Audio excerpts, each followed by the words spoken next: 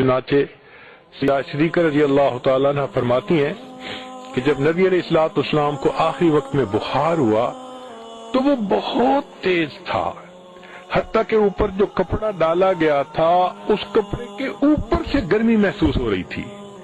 تو میں حیران تھی کہ اتنا بخار تو کبھی کسی کو نہیں دیکھا ہوتے ہوئے۔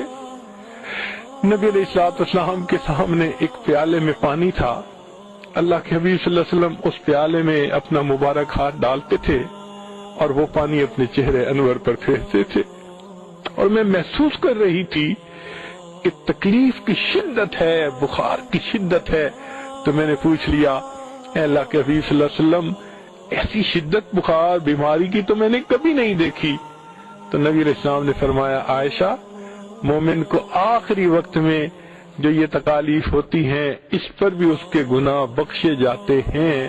میں نے یہ دعا مانگی تھی، اللہ مجھے آخری وقت میں تکلیف زیادہ دے دینا، اس کے بدلے میری امت کے گناہ معاف کر دینا،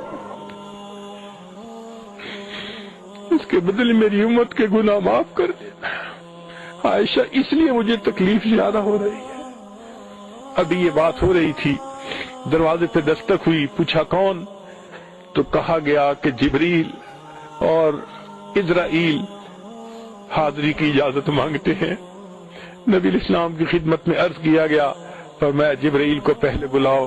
چنانچہ جبریل علیہ السلام پہلے آئے، آ کر عرض کیا، اللہ کے نبی صلی اللہ علیہ وسلم، اللہ نے آپ کو یاد فرمایا ہے۔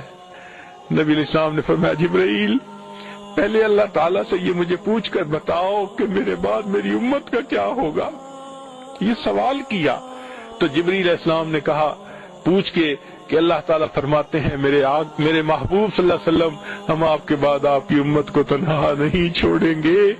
جب تسلی مل گئی تب نبی علیہ السلام نے فرمایا کہ اب ملک الموت کو بھی آنے کی اجازت ہے۔ پھر اللہ کے حبیب صلی اللہ علیہ وسلم نے پردہ فرمایا۔ اللہ کے محبوب صلی اللہ علیہ وسلم جو امت کے لیے اتنا غمزدہ تھے، آج سوچنے کی بات ہے کہ کیا اس غم کو ہم نے بھی کچھ بانٹا ہے؟ یاد رکھیں کہ جب غم ہوتا ہے کسی پر، کوئی تسلی کے بول بھی بول دیتا ہے تو وہ بھی یاد رہا کرتے ہیں۔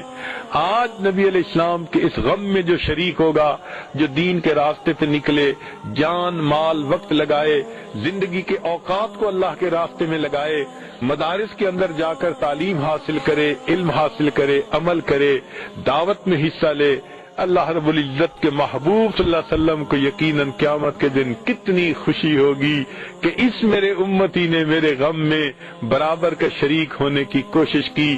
اللہ تعالی ہمیں اس غم کو اپنا غم بنانے کی توفیق عطا فرمائے۔ وآخر دعوانا ان الحمد للہ رب العالمین۔ اللہ اکبر کبیرہ۔